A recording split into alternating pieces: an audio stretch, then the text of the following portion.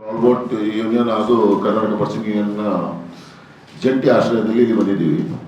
ಇಲ್ಲಿ ವಿಷಯ ಸ್ವಲ್ಪ ಚಿಂತನೆ ಮಾಡುವಂಥ ವಿಷಯದಕ್ಕೆ ನಾವಿಬ್ಬರೂ ಎಲ್ಲ ಸಂಸ್ಥೆಯವರು ಸೇರಿ ಇಲ್ಲಿ ಮೀಟಿಂಗ್ ಮಾಡಿಕೊಂಡು ತಮ್ಮ ಮುಂದೆ ಬಂದಿದ್ದೀವಿ. CPMI ಅಂತ ಹೇಳುವಂಥ ಒಂದು ಸಂಸ್ಥೆ ರಾಜಕೀಯ ಪಕ್ಷದವರು ಇವತ್ತೇನೋ 8 ತಾರೀಕಿಗೇನೋ ಅವರು ಪ್ರತಿಭಟನೆ ಮಾಡ್ತಾರಂತ ಒಂದು ವಿಷಯ ತಿಳಿದು ಬಂದಿದ್ದಕ್ಕೆ ಮೀನುಗಾರರ ಸಮಸ್ಯೆಗೆ ಅವರು ಸೊಲ್ಯೂಷನ್ ಕೊಡ್ತದಂತ ಒಂದೇನೋ ಪ್ರತಿಭಟನೆ ಅಂತೆ. ಮೀನುಗಾರರಿಗೆ ಸೊಲ್ಯೂಷನ್ಗೆ ನಮ್ಮ ಪೂರ್ವಜರು ಎಲ್ಲ ಸೇರಿಕೊಂಡು ಆ ಸಂದರ್ಭದಲ್ಲೇ ಒಂದು ಸಂಸ್ಥೆನೆಲ್ಲ ಕಟ್ಕೊಂಡು ಬಂದು ಇವತ್ತಿನ ದಿವಸ ತನಕ ಯಾವುದೇ ರಾಜಕೀಯ ಪಕ್ಷಗಳು ಬಂದು ಸರ್ಕಾರ ನಡೆಸಿದಾಗ ಸರ್ಕಾರಗಳು ಮೀನುಗಾರರ ಪರವಾಗಿ ಇರ್ತದೆ. ಅದನ್ನು ಬಿಟ್ಟು ಮೀನುಗಾರರು ಯಾವತ್ತೂ ಸರ್ಕಾರದ ವಿರುದ್ಧ ಹೋಗೇ ಇಲ್ಲ. ಯಾವತ್ತೋ ಒಂದು ಸಂದರ್ಭದಲ್ಲಿ MRPL ಒಂದು ವಿಷಯ ಬಂದಾಗ ಆ ಒಂದು ವಿಷಯಕ್ಕೆ ಅದು ವರ್ಲ್ಡ್ ವೈಸ್ ನ್ಯೂಸ್ ಆಗಿತ್ತು. ಆದರೆ ಇವತ್ತಿನ ಕಾಲದಲ್ಲಿ ಯಾವುದೋ ಒಂದು ಪಕ್ಷ ಬಂದು ನಮಗೆ ಮೀನುಗಾರರ ಬೃಹತ್ ರ್ಯಾಲಿಯೋ ಏನೆಲ್ಲ ಪ್ರಚಾರ ಮಾಡ್ತಾ ಇದ್ದಾರೆ. ಸೊ ಆ ಸಂದರ್ಭ ತಮ್ಮ ಗಮನಕ್ಕೆ ಯಾವುದೇ ಮೀನುಗಾರರ ಸಂಘಟನೆಯೂ ಅವ್ರ ಜೊತೆ ಇಲ್ಲ, ಯಾವ ಮೀನುಗಾರರ ಸಂಘಟನೆಯೂ ಅವ್ರ ಜೊತೆ ಕೈ ಜೋಡಿಸಿಲ್ಲ. ಇದನ್ನು ಸ್ಪಷ್ಟೀಕರಣ ಕೊಡೋಕ್ಕೆ ನಾವಿವತ್ತು ಇಲ್ಲಿ ಸೇರಿದ್ದೀವಿ. ಇವತ್ತಿನ ಕಾಲಘಟ್ಟದಲ್ಲಿ ಅವರಿಗೆ ಇನ್ನೂ ಗೊತ್ತಿಲ್ಲ, ಒಂದು 45.5 ಕೋಟಿಯ ಕೆಲಸ ಕಾರ್ಯಗಳು ಆರಂಭವಾಗಿದೆ. ಇಲ್ಲಿ ಎಷ್ಟೋ ವರ್ಷದ ಬೇಡಿಕೆ ನಮ್ಮದು. ಹಲವಾರು ಪಕ್ಷಗಳು ಬಂದು ಸರ್ಕಾರ ನಡೆಸಿದಾಗ ಎಲ್ಲರೂ ಸಹಾಯ ಮಾಡಿದ್ದಾರೆ. ಯಾವ ಪಕ್ಷನೂ ಸಹಾಯ ಮಾಡಿಲ್ಲ ಅಂತಿಲ್ಲ, ಯಾವ ಸರ್ಕಾರವೂ ಸಹಾಯ ಮಾಡಿಲ್ಲ. ಎಲ್ಲ ಸರ್ಕಾರಗಳು ನಮಗೆ ಕೊಟ್ಟಿದೆ. ಅದು ಇವತ್ತಿನ ಸರ್ಕಾರ ಕೂಡ ನಮಗೆ 49.5 ಕೋಟಿಯ ಕೆಲಸ ಕಾರ್ಯಗಳು ನಡೆದಿದೆ, ಸ್ಟಾರ್ಟ್ ಆಗಿದೆ ಆಲ್ರೆಡಿ. ಇನ್ನೊಂದು ಬಂದು 37.5 ಕೋಟಿಯ 6 ತಾರೀಕಿಗೆ ಶಂಕುಸ್ಥಾಪನೆ ಇದೆ. ಫಸ್ಟ್ ಸ್ಟೇಜನ್ನು, ಥರ್ಡ್ ಸ್ಟೇಜಿದ್ದು ಕೆಲಸ ಆರಂಭವಾಗಿದೆ. ಸೊ ಇದೆಲ್ಲ ಅವರಿಗೆ ಗೊತ್ತಿಲ್ಲ ಅಂತ ಕಾಣಿಸ್ತದೆ. ಇದಕ್ಕೋಸ್ಕರ ನಾವು ಇವತ್ತು ಪ್ರೆಸ್ ಮೀಟಲ್ಲಿ ಬಂದು ನಮ್ಮ ಅನಿಸಿಕೆಗಳನ್ನು ತಮ್ಮ ಮುಂದೆ ಹೇಳೋಕ್ಕೆ ಇಷ್ಟಪಡ್ತಿದ್ದೀನಿ. ಮತ್ತು ಮಿಕ್ಕಿದನ್ನೆಲ್ಲ ಆಲ್ರೆಡಿ ನಾವು ನಿಮಗೆ ಒಂದು ವಿಷಯದಿಂದ ತಿಳಿಸಿ ಎಲ್ಲ ಇದರಲ್ಲಿ ನಿಮಗೆ ಪ್ರತಿ ಕೊಡ್ತಾ ಇದ್ದೇವೆ ಎಲ್ಲರಿಗೂ. ನಮ್ಮ ಇವತ್ತಿನ ಸಂದರ್ಭದಲ್ಲಿ ನಮ್ಮ ಅಧ್ಯಕ್ಷರಾದಂಥ ಅನಿಲಣ್ಣ ಇದ್ದಾರೆ, ನಮ್ಮ ಪರ್ಸೀನಿನ ಅಧ್ಯಕ್ಷರು. ನಮ್ಮ ಮಾಜಿ ಅಧ್ಯಕ್ಷರು ಮೌನಣ್ಣ ಇದ್ದಾರೆ. ಟ್ರಾಲ್ಬೋಟ್ ಯೂನಿಯನ್ನ ಉಪಾಧ್ಯಕ್ಷರಾದಂಥ ಇಬ್ರಾಹಿಂ ಸಾಹೇಬ್ ಇದ್ದಾರೆ. ನಮ್ಮ ಟ್ರಾಲ್ಬೋಟ್ ಯೂನಿಯನ್ನ ಸೆಕ್ರೆಟರಿ ಆದಂಥ ರಾಜೇಶ್ ಸರ್ ಇದ್ದಾರೆ. ನಮ್ಮ ಹಿರಿಯವರು ನಮ್ಮ ಎಲ್ಲ ಕಮಿಟಿಯಲ್ಲೂ ನಮಗೆ ಮಾರ್ಗದರ್ಶನ ಮಾಡುವಂಥ ಹರಿಶ್ಚಂದ್ರ ಬೆಂಗಿರೆ ಅವರು ಇದ್ದಾರೆ.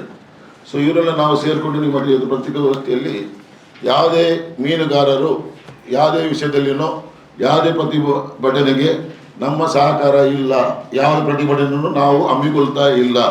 ಈ CPMI ಯಾರು ಮಾಡ್ತಾ ಇದ್ದಾರೋ ಅವರು ಕೇರಳದಲ್ಲಿ ಬೋಟ್ ಇದ್ದಾಗ, ಅಲ್ಲಿ ಅವ್ರದ್ದು ಸ್ಟ್ರಾಂಗ್ ಇದ್ದಾಗ ಅಲ್ಲಿ ಬಿಡಿಸ್ಕೊಳ್ಳುವಂಥ ಪರಿಸ್ಥಿತಿಯನ್ನು ಮಾಡಬಹುದಿತ್ತು. ಅವರು ಇಂಥ ಹೋರಾಟಗಳಲ್ಲಿ ನಮ್ಮ ಜೊತೆ ಇದ್ದಾರೆ ಅಂತ ಹೇಳಿದ್ರೆ ತಮಿಳುನಾಡಲ್ಲಿ ಬೋಟ್ಗಳಿಗೆ ನಮ್ಮ ಬೋಟ್ಗಳಿಗೆ ಹೊಡೆದಾಗ ಅಲ್ಲಿ ಪ್ರತಿಭಟನೆ ಮಾಡಬೇಕಿತ್ತು. ಹೋಗ್ಬಿಟ್ಟು ಕೇರಳದಲ್ಲಿ ನಮ್ಮ ಬೋಟನ್ನು ಹಿಡಿದು 3 ಲಕ್ಷ 5 ಲಕ್ಷ ಬಾಯಿ ಬಂದಂಗೆ ಫೈನ್ ಹಾಕುವಾಗ ನಮ್ಮ ಸರ್ಕಾರ ಸ್ಪಂದಿಸಿದೆ. ಆವಾಗ ಇವರೆಲ್ಲ ಎಲ್ಲಿದ್ರು ಅಂತ ನಮ್ಮದೊಂದು ಪ್ರಶ್ನೆ ಚಿಂತನೆಲ್ಲ ಮಾಡಿದ್ದೀವಿ. ಇವತ್ತು ನಾವು ಎಲ್ಲ ಕೆಲಸಗಳನ್ನು ಸರ್ಕಾರ ನಮಗೆ ಮಾಡಿಕೊಳ್ಳುವಾಗ ಮೀನುಗಾರರನ್ನು ಅಷ್ಟು ಕೇವಲವಾಗಿ ತಗೊಂಡು ಮೀನುಗಾರ ಸಂಸ್ಥೆಗಳಲ್ಲಿ ವಿಚಾರಣೆ ಮಾಡದೆ ಏನೋ ಪ್ರತಿಭಟನೆ ಮಾಡ್ತಾರೆ ಅಂತ ಹೇಳಿದ್ರೆ ಅದಕ್ಕೆ ನಮ್ಮಲ್ಲಿ ತಾಳ್ಮೆ ಇಲ್ಲ. ನಮ್ಮ ತಾಳ್ಮೆ ಶಕ್ತಿಯನ್ನು ಯಾರು ಪ್ರಯತ್ನಿಸುವುದು ಬೇಡ, ನಮಗೆ ಯಾರು ಸಹಾಯನೂ ಬೇಡ. ಮೀನುಗಾರರು ಸೆಲ್ಫ್ ರೆಸ್ಪೆಕ್ಟಲ್ಲಿ ಬದುಕೊಳ್ಳುವರು. ನಿಮಗೆ ಗೊತ್ತಿದ್ದ ಹಾಗೆ ಮೀನು ಕಡಲಿಗೆ ಹೋಗುವವನು ಕಡಲಲ್ಲಿ ಜೀವನ ಮನೆಯಲ್ಲಿ ಹೋಗುವಾಗ ಅವನು ಬರ್ತೀನಿ ಅಂತ ಹೇಳಿ ಹೋಗಲ್ಲ, ಅವನು ಹೋಗ್ತೀನಿ ಅಂತ ಹೋಗಿಲ್ಲ, ಬರ್ತಾನೆ ಅಂತ ಧೈರ್ಯ ಇಲ್ಲ ಅವನಿಗೆ. ಸೊ ಅಂಥ ವೀರರು ಸಾಯ್ತಂದು ಗೊತ್ತಿದ್ರು ಅಲ್ಲಿ ಹೋಗೋದು ವೀರರು. ಆ ವೀರರಿಗೆ ಇಂಥ ಅವಮಾನಗಳನ್ನು ಯಾರು ಮಾಡಬಾರ್ದು ಅಂತ ನಮ್ಮ ರಿಕ್ವೆಸ್ಟು ಇದೆ. ದಯವಿಟ್ಟು ಏನೇ ಇದ್ರೂ ನಮ್ಮ ಸಂಸ್ಥೆಗಳಿದೆ, ನಮಗಿಂತ ದೊಡ್ಡ ಸಂಸ್ಥೆ ಒಂದು ಕ್ರಿಯಾ ಸಮಿತಿ ಅಂತ ನಾವು ಮಾಡಿದ್ದೀವಿ. ಇದು ನಮ್ಮದು ಎಷ್ಟೇ ಸಂಘಟನೆ, ಮಲ್ಪೆ ಬಂದರಾಗಲಿ, ಮಂಗಳೂರು ಬಂದರಾಗಲಿ, ಕಾರವಾರ ಬಂದರಾಗಲಿ, ಗಂಗೋಲಿ ಎಲ್ಲೇ ಆಗಲಿ, ನಮ್ಮದೊಂದು ಸಂಘಟನೆ ದೊಡ್ಡ ಸಂಘಟನೆ ಅಂದರೆ ಕ್ರಿಯಾ ಸಮಿತಿ. ಆ ಕ್ರಿಯಾ ಸಮಿತಿಯಲ್ಲಿ 160 ಸಂಸ್ಥೆಗಳು ಪಾಲ್ಗೊಳ್ತೀವಿ. ಇದರಲ್ಲಿ ಅಂಥ ಸಂಸ್ಥೆಗಳನ್ನೆಲ್ಲ ನಾವು ಏನು ಇದು ಮಾಡದೆ, ಬೃಹತ್ ಪ್ರತಿಭಟನೆ ಆಗಲಿ ಯಾವುದನ್ನು ಚಿಂತನೆ ಮಾಡದೆ, ಇದು ಯಾರೋ ಒಂದು ಪಕ್ಷದವರು ಬಂದು ಚಿಂತನೆ ಮಾಡಿಕೊಂಡು ಅವರ ಲಾಭಗೋಸ್ಕರ ಮಾಡ್ಕೊಂಡು ಹೋಗಿದ್ದಾರೆ. ಇಂಥವರಿಗೆಲ್ಲ ನಾವು ಧೈರ್ಯವಾಗಿ ಫೇಸ್ ಮಾಡುವಂಥ ಕೆಲಸಗಳನ್ನು ಮಾಡಬೇಕಾಗಿದೆ. ಸೊ ತಮ್ಮ ಈ ವಿಷಯವನ್ನು ನಿಮ್ಮ ಮುಂದೆ ಯಾಕೆ ಇರ್ತಿದೆ ಅಂದರೆ ನಮಗೆ ಸ್ವಲ್ಪ ಮನಸ್ಸಿಗೆಲ್ಲ ಬೇಜಾರಾಗಿದೆ ಎಲ್ಲರಿಗೂ. ಸೊ ನೀವು ದಯವಿಟ್ಟು ಇನ್ನು ಮುಂದೆ ಮೀನುಗಾರರಿಗೆ ಯಾವ ರೀತಿಯ ತೊಂದರೆ ಆಗದಂತೆ ನಮ್ಮನ್ನು ನೀವು ರಕ್ಷಿಸಬೇಕಂದ್ರೆ ನಾನು ನಿಮ್ಮ ಹತ್ರ ಇವತ್ತು ಕೇಳಕ್ಕೆ ಬಂದಿದ್ದೀನಿ. ಮುಂಚೆ ನೀವು ನಿಮ್ಮ ಸಹಾಯ ಸಿಕ್ಕಿದೆ. ಇವಾಗ ಇನ್ನೊಂದು ನಮ್ಮ ಪ್ರೆಸಿನ ಅಧ್ಯಕ್ಷರು ಸ್ವಲ್ಪ ಮಾತಾಡ್ತಾರೆ, ಮತ್ತೆ ಮಾಜಿ ಅಧ್ಯಕ್ಷರು ಸ್ವಲ್ಪ ಮಾತಾಡ್ತಾರೆ, ಅವರವರ ಅನಿಸಿಕೆಯನ್ನು ಹೇಳ್ತಾರೆ. ನಾನು ಅನಿಲ್ ಕುಮಾರ್, ಕರ್ನಾಟಕ ಪರ್ಸಿನ್ ಮೀನುಗಾರರ ಸಂಘ ಮಂಗಳೂರು ಇದರ ಅಧ್ಯಕ್ಷನಾಗಿದ್ದೇನೆ. ನಮ್ಮ ಮಂಗಳೂರು ಧಕ್ಕೆಯಲ್ಲಿ ಸಾಧಾರಣ ಒಂದು 50-60 ವರ್ಷದಿಂದ ನಮ್ಮ ಮೀನುಗಾರಿಕೆ ನಡೀತಾ ಉಂಟು. ಇಲ್ಲಿ ಯಾವುದೇ ಒಂದು ರಾಜಕೀಯ ಪಕ್ಷ ಅಂತ ಇಲ್ಲ, ನಾವೆಲ್ಲ ಸಂಘಟನೆಯಲ್ಲಿ ಎಲ್ಲರೂ ಒಟ್ಟಿಗಿದ್ದೇವೆ, ಮೀನುಗಾರರೆಲ್ಲ ಒಟ್ಟಿಗಿದ್ದೇವೆ. ನಮಗೆ ಏನಾದರೂ ಕಷ್ಟ ಬಂದರೆ ಆಯಾಯ ಸರ್ಕಾರ, ಯಾವ ಸರ್ಕಾರ ಇರ್ತದೆ ಅವರ ಹತ್ರ ನಮ್ಮ ಬೇಡಿಕೆಯನ್ನು ಇಡ್ತೇವೆ. ಆ ಬೇಡಿಕೆಯನ್ನು ಸ್ಪಂದಿಸಿ ಒಳ್ಳೆ ನಮಗೆ ಸಹಕಾರ ಕೊಟ್ಟಿದ್ದಾರೆ, ಈಗ ಕೂಡ ಕೊಡ್ತಾ ಇದ್ದಾರೆ. ಈಗಿನ ಸರ್ಕಾರ ಕೂಡ ನಮಗೆ 3ನೇ ಹಂತದ ಕಾಮಗಾರಿ ಈಗ ನಡೀತಾ ಇದೆ. ಇನ್ನೊಂದು ಕಾಮಗಾರಿ ಈಗಾಗಲೇ ಶಂಕುಸ್ಥಾಪನೆಗೆ ಉಂಟು. ಹಾಗೆಯೇ ಈಗ ಇಡೀ ದೇಶದಲ್ಲಿ ಉತ್ತಮ ರೀತಿಯ ಮೀನುಗಾರಿಕೆಗೆ ಪ್ರೋತ್ಸಾಹ ಕೊಡುವಂಥ ಸರ್ಕಾರಗಳು ಕರ್ನಾಟಕ ಸರ್ಕಾರದಲ್ಲಿ ಬಂದಿವೆ. ಇವತ್ತು ನಮಗೆ ಯಾವುದೇ ಒಂದು ರಾಜ್ಯದಲ್ಲಿ ಸಿಗದಂಥ ಡೀಸೆಲ್ ಸಬ್ಸಿಡಿಯನ್ನು ನಮ್ಮ ಕರ್ನಾಟಕ ಸರ್ಕಾರ ಮೀನುಗಾರರ ಕಷ್ಟವನ್ನು ನೋಡಿ ನಮಗೆ ಕೊಡ್ತಾ ಉಂಟು. ಈಗಾಗಲೇ ಹಲವಾರು ಸಲ ನಾವು ನಮ್ಮ ಬೇಡಿಕೆಗಳನ್ನು ಇಟ್ಟಾಗ ಸರ್ಕಾರ ಒಳ್ಳೆ ರೀತಿಯ ಸ್ಪಂದನೆಯನ್ನು ನಮ್ಮ ಮಂಗಳೂರಿನ ಹಾಗೂ ಇಡೀ ಕರ್ನಾಟಕದ ಮೀನುಗಾರರಿಗೆ ಸರ್ಕಾರ ಸ್ಪಂದನೆ ಕೊಡ್ತಾ ಉಂಟು.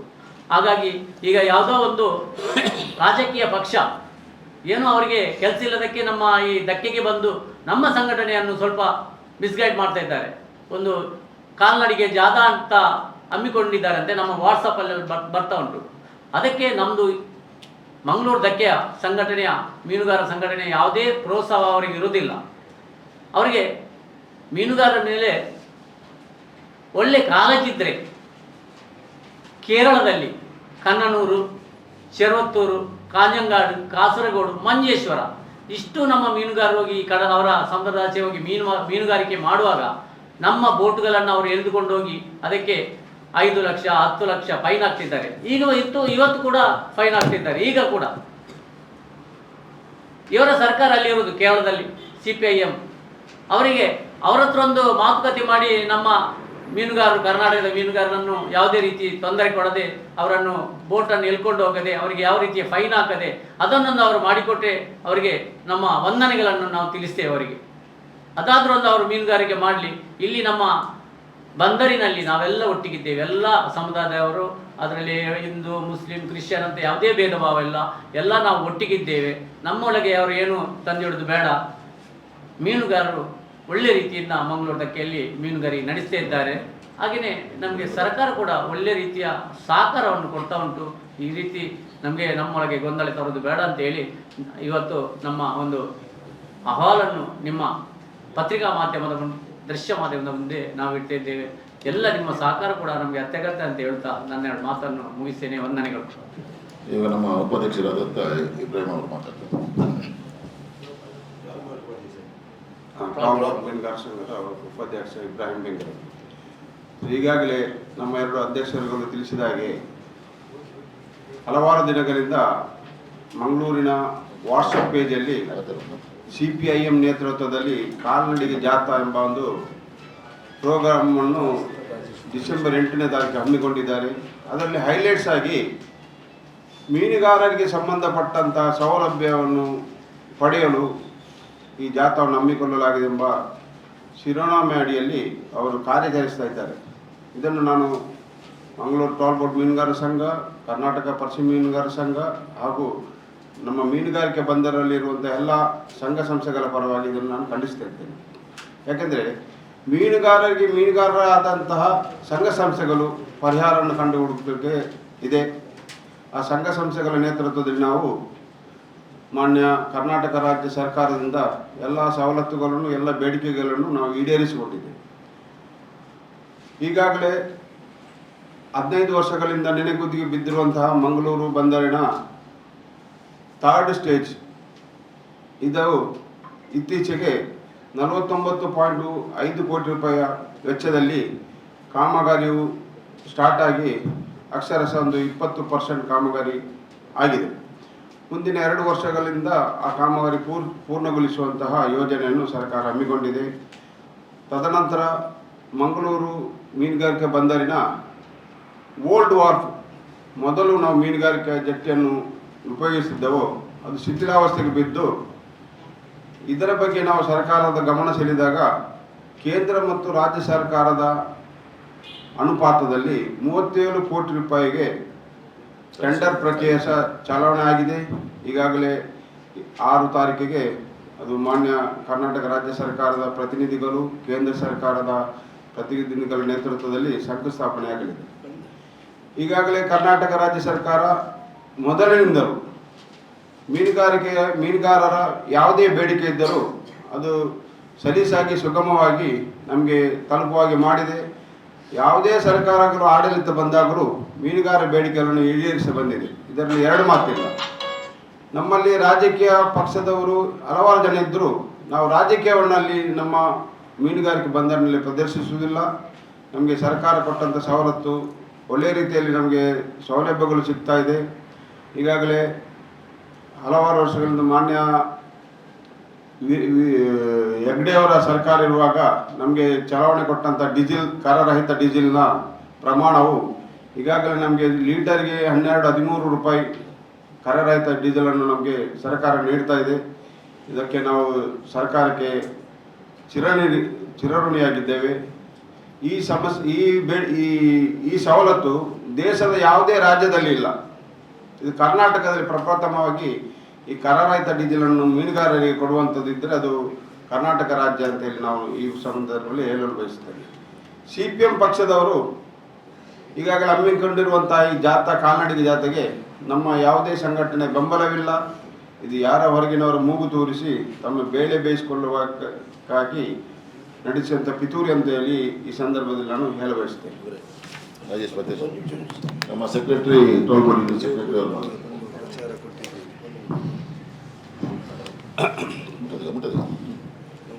Rajesh Puthran, Mangaluru ಟೋಲ್ಬೋರ್ಡ್ union secretary. ಏನು CPM ಮಂಗಳೂರು ಧಕ್ಕೆಯನ್ನು ಪೂರ್ಣ ಪ್ರಮಾಣದ ಅಭಿವೃದ್ಧಿಗೊಳಿಸಿ, ಬೋಟ್ಗಳ ತಂಗುದಾಣ, ಸಾಂಪ್ರದಾಯಿಕ ಮೀನುಗಾರಿಕಾ ದೋಣಿಗಳ ತಂಗುದಾಣ ವಿಶಾಲಗೊಳಿಸಿ ಅಭಿವೃದ್ಧಿಗೊಳಿಸಿ, ಮೀನುಗಾರರ ಕೂಲಿ ಕಾರ್ಮಿಕರು, ವ್ಯಾಪಾರಿಗಳಿಗೆ, ಮಾರಾಟಗಾರರಿಗೆ, ಏಜೆಂಟರಿಗೆ ಸೂಕ್ತ ಸೌಲಭ್ಯ ಕಲ್ಪಿಸಿ ಅವರ ರ್ಯಾಲಿ. ಕೋವಿಡ್ ಸಂದರ್ಭದಲ್ಲಿ ಇದೇ ಕೂಲಿ ಕಾರ್ಮಿಕರ ಬಗ್ಗೆ CPMಗೆ ಕಾಳಜಿ ಇದ್ರೆ ಕೋವಿಡ್ ಸಂದರ್ಭದಲ್ಲಿ 2 ತಿಂಗಳು ಇದೇ ಕೂಲಿ ಕಾರ್ಮಿಕರಿಗೆ ಮಂಗಳೂರು ಟ್ರಾಲ್ಬೋಟ್ ಯೂನಿಯನ್ ಮತ್ತು ಪರ್ಸಿನ್ ಮೀನುಗಾರ ಸಂಘ 2 ತಿಂಗಳು ಉಚಿತವಾಗಿ ಅವರಿಗೆ 12 ಲಕ್ಷ ರೂಪಾಯಿ ನಾವು ಖರ್ಚು ಮಾಡಿದ್ದೇವೆ ಆ ಟೈಮಲ್ಲಿ. ಆವಾಗ ಯಾವುದೇ ಒಂದು CPMನವರಿಗೆ ಅವರ ಬಗ್ಗೆ ಕಾಳಜಿ ಇಲ್ಲ. ಇನ್ನು ನೇರ ಖಾತೆಗೆ ವರ್ಗಾವಣೆ ಆಗ್ತಾ ಇತ್ತು ಡೀಸೆಲ್ ಸಬ್ಸಿಡಿ. ಆವಾಗ ಕೂಡ ಇದೇ CPMನವರಿಗೆ ಯಾವುದೇ ರೀತಿ ಮೀನುಗಾರರ ಬಗ್ಗೆ ಕಾಳಜಿ ಇರಲಿಲ್ಲ.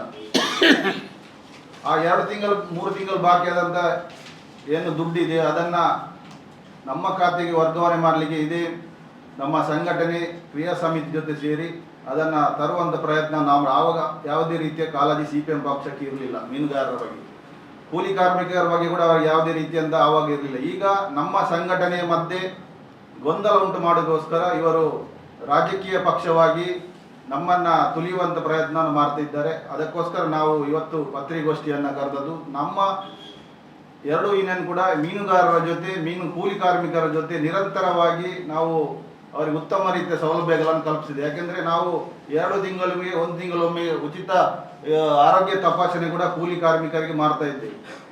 ಇದು ಯಾವುದು ಕೂಡ CPM ಪಕ್ಷಕ್ಕೆ ಅವರ ಬಗ್ಗೆ ಕಾಳಜಿ ಇರಲಿಲ್ಲ. ಈಗ ದಿಢೀರಾಗಿ ಕೂಲಿ ಕಾರ್ಮಿಕರ ಬಗ್ಗೆ ಇವರಿಗೆ ಒಂದು ರೀತಿಯಾದಂಥ ಕಾಳಜಿ ವಹಿಸ್ತಾ ಇದ್ದಾರೆ. ಹಾಗಾಗಿ ನಾವು ಯಾವುದೇ ರಾಜಕೀಯ ಪಕ್ಷದ ಜೊತೆ ಗುರುತಿಸಿಕೊಂಡಿಲ್ಲ. 2 ಯೂನಿಯನ್ ಕೂಡ ನಮಗೆ ಎಲ್ಲ ಪಕ್ಷದ ಮುಖಂಡರಿದ್ದಾರೆ, ಎಲ್ಲ ಪಕ್ಷದ MLA MPಗಳು ನಮ್ಮ ಜೊತೆ ಸಹಕರಿಸುತ್ತಿದ್ದಾರೆ. ಎಲ್ಲ ಬಂದಿರುವಂಥ ಎಲ್ಲ ಸರ್ಕಾರಗಳು ಮೀನುಗಾರರ ಜೊತೆ ನಿಂತಿದೆ, ನಮಗೆ ಒಳ್ಳೆಯ ರೀತಿಯಾದ ಸಹಕಾರವನ್ನು ಕೊಡ್ತಾ ಇದ್ದಾರೆ. ಹಾಗಾಗಿ ನಮಗೆ ಮೀನುಗಾರರಿಗೆ ಯಾವುದೇ ರಾಜಕೀಯ ಪಕ್ಷದ ಅವಶ್ಯಕತೆ ಇಲ್ಲ. ನಮ್ಮ ಹಕ್ಕಿಗೋಸ್ಕರ ನಾವು ಹೋರಾಟ ಮಾಡಲಿಕ್ಕೆ ನಾವು ನಿರಂತರವಾಗಿ ಶ್ರಮಿಸ್ತಾ ಇದ್ದೇವೆ. ಇನ್ನು ಕೂಡ ಖಂಡಿತವಾಗಿ ನಾವು ನಮ್ಮ ಸಮಸ್ಯೆಗಳಿಗೆ ನಾವೇ ಉತ್ತರ ಕಂಡುಕೊಳ್ಳುವಂಥ ಪ್ರಯತ್ನವನ್ನು ಮಾಡ್ತಾ ಇದ್ದೇವೆ. ಅದು ಖಂಡಿತವಾಗಿ ಇನ್ನು ಮುಂದೆ ಕೂಡ ಮಾಡ್ತೇವೆ ಅಂತ ತಮ್ಮ ಮುಂದೆ ಹೇಳ್ತಾ 2 ಮಾತನ್ನು ಮುಗಿಸ್ತೇವೆ. Questions please. ಈಗ ನಿಮ್ಮ ಸಂಘಟನೆಯವರು ಪ್ರತಿಭಟನೆಗೆ ಹೋದ್ರೆ ಅವರ ಮೇಲೆ ಏನಾದ್ರು ನಾವು ಬೆಂಬಲನೇ ಕೊಡ್ತಾ ಇಲ್ಲ. ಅದ್ಮೇಲೆ ಯಾರು ಹೋಗ್ತಾರೆ? ಅಲ್ಲ, ಈಗ ಮೀನುಗಾರರಲ್ಲಿ ಬಂಧನಲ್ಲಿ ಇದ್ದವರು ಪ್ರತಿಭಟನೆಯಲ್ಲಿ ಭಾಗವಹಿಸಿದ್ರೆ ನಿಮ್ದು ಮುಂದಿನ ಕ್ರಮ ಏನು? 100% ಯಾರು ಭಾಗವಹಿಸೋದಿಲ್ಲ ಅಂತ 100ಕ್ಕೆ 100 ನಾನು ಹೇಳಕ್ಕೆ ಹೇಳ್ತೀನಿ. ಯಾಕಂದರೆ ಹೇಳಿದರೆ ನಾವು ಯಾವುದಾದ್ರೂ ಒಂದು ತೀರ್ಮಾನ ತಗೊಂಡ್ರೆ ಎಲ್ಲ ಮೀನುಗಾರರು ಬದ್ಧವಾಗಿರ್ತಾರೆ. ಮೀನುಗಾರ ಇಲ್ಲದವರು ಹೋಗಿರ್ಬೋದು. ಮೀನುಗಾರರಂದರೆ ಅವರು ವೆರಿ ಸ್ಟ್ರಿಕ್ಟ್, ಅವರು ದೇವರ some disciplines in the life. ಅವ್ರು ಯಾವುದಕ್ಕೂ ಬಗ್ಗುವವರಲ್ಲ. ಒಂದು ನ್ಯಾಯ ನೀತಿ ಇದ್ದರೆ ಬರ್ತಾರೆ ಅವರು. ಇಲ್ಲಿ ಏನಂದರೆ ಇವಾಗ ಕೆಲಸ ಸ್ಟಾರ್ಟ್ ಆಗಿದೆ, ಇನ್ನೊಂದು ಕೆಲಸಕ್ಕೆ ಶಂಕುಸ್ಥಾಪನೆ ಆಗ್ತಾ ಇದೆ, ಇವರು ಬಂದು ಮಾಡಿದಂತ ತೋರಿಸ್ಕೊಳ್ಳೋಕೆ ಇದೆಲ್ಲ ಮಾಡೋದು. This real fact, is politics. ಅಲ್ಲ, ಎಲ್ಲ ಸಮಸ್ಯೆಗಳು ಪರಿಹಾರ ಆಗಿದೆ ಅಂತ ಹೇಗೆ ಹೇಳ್ತೀರಿ? ಇನ್ನೂ ಕೆಲವೊಂದು ಇದರಲ್ಲಿ ಬಾಕಿ ಇದ್ದೇ ಇದೆಯಲ್ಲ, ಬಾಕಿ ಇದ್ದೇ ಇದೆಯಲ್ಲ ನಿಮ್ಮ ಇದಕ್ಕೆ ಮಂದಗತಿಯಲ್ಲಿ ಆಗ್ತಾ ಇದೆ. It was there before. ಅದು ಏನಾಯ್ತು ಅಂತ ಹೇಳಿದ್ರೆ, ಕೋರ್ಟಲ್ಲಿ ಇರುವಂಥ ಸಂದರ್ಭದಲ್ಲಿ ಯಾರು ಕೂಡ ಏನು ಮಾಡೋಕ್ಕಾಗಿಲ್ಲ. ಆವಾಗ ನಮ್ಮ ಸಂಸ್ಥೆಯವರು ನಾವು ಕಾಸುಗಳು ಖರ್ಚು ಮಾಡ್ಕೊಂಡು ನೀವೇ ಇದನ್ನ ಮಾಡಿ ಒತ್ತಾಯ ಮಾಡ್ತಾ ಇದ್ರಿ, ಮಾಡಬೇಕು ಅಂತೇಳಿ. ನಿಮ್ಮ ಅದು ನಮ್ಮ ಡ್ಯೂಟೀಸ್ ಅದು. ಅಲ್ಲ, ಅಂದ್ರೆ ಇನ್ನು ಸಮಸ್ಯೆಗಳೆಲ್ಲ ಪರಿಹಾರ ಆಗಿದೆ ಅಂತ ಇಲ್ಲಲ್ಲ, ಅಂದ್ರೆ ನೀವು ಆಗ್ತಾ ಇದೆಯಲ್ಲ, ನಮ್ಮ ಕಣ್ಣಿಗೆ ಕಾಣಿಸ್ತಾ ಇದೆಲ್ಲ. ಮುಂಚೆ ಕಾಣಿಸ್ತಾ ಇರಲಿಲ್ಲ, ಇವಾಗ ಕಣ್ಣಿಗೆ ಕಾಣಿಸ್ತಾ ಇದೆಲ್ಲ ಸರ್. ನಮ್ಮ ಬೇಡಿಕೆ ಯೂನಿಯನ್ ಅಲ್ಲಿ ಏನಿತ್ತು ಅದನ್ನೆಲ್ಲ ನಾವೀಗ ಪೂರೈಸಿಕೊಂಡು ಮಾಡ್ಕೊಳ್ತೇವೆ. Everything is happening. Now we are seeing it.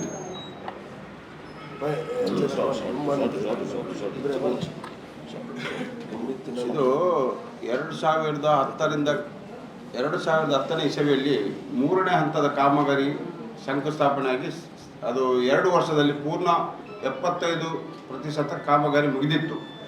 ಆ ಸಂದರ್ಭದಲ್ಲಿ ಒಬ್ಬ ವ್ಯಕ್ತಿ ಅಲ್ಬುಕರ್ಕ್ ಅಂಡ್ ಸನ್ಸ್, ಮಂಗಳೂರಿನ ಟೈಲ್ ಫ್ಯಾಕ್ಟ್ರಿ ಓನರ್, ಇವರು ಈ ಮಧ್ಯೆ ಒಂದು ಕೇಸ್ ಹಾಕಿ ಅದು ಗ್ರೀನ್ ಟ್ರಿಬ್ಯುನಲ್ವರೆಗೆ ಹೋಗಿ NGT ವರೆಗೆ ಹೋಗಿ ಅದಕ್ಕೆ ಒಂದು ಸ್ವಲ್ಪ ಸಮಯ ಸ್ಟೇ ಸಿಕ್ಕಿತ್ತು.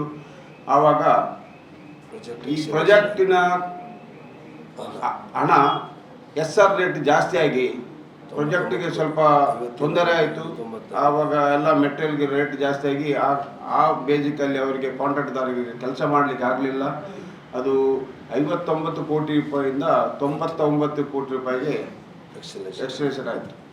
ಆವಾಗ ಮತ್ತೊಮ್ಮೆ ನಾವು ಸರ್ಕಾರದ ಗಮನ ಸೆಳೆದು, ಆ ಸಂದರ್ಭದಲ್ಲಿ ಯಾವ ಸರ್ಕಾರ ಆಡಳಿತ ನಡೆಸ್ತಾ ಇತ್ತು ಆ ಸರ್ಕಾರದ ಗಮನ ಸೆಳೆದು ಇತ್ತೀಚಿನ ಈ ಸರ್ಕಾರ ಇರುವಾಗ ಅದಕ್ಕೆ ಚಾಲನೆ ಕೊಟ್ಟು 49.5 ಕೋಟಿ ರೂಪಾಯಿಯ ಅನುದಾನವನ್ನು ನೀಡಿ, ಆ ಅನುದಾನದ ಪ್ರಕಾರ ಈಗ ಕಾರ್ಯ ಚಲಿಸ್ತಾ ಇದೆ, ಕೆಲಸ ಕಾರ್ಯ ನಡೀತಾ ಇದೆ.